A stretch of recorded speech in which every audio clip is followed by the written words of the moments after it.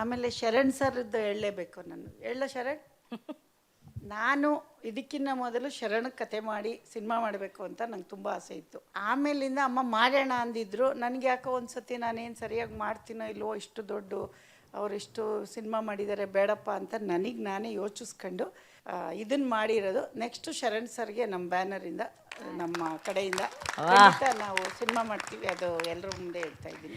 ಇದಕ್ಕೆ ಮುಂಚೆ ಶರಣ್ ಸರ್ಗೆ ಫಸ್ಟ್ ಆಪ್ಷನ್ ಇದ್ದಿದ್ದು, ಆದರೆ ನನಗೆ ಆ ಧೈರ್ಯ ಇರಲಿಲ್ಲ.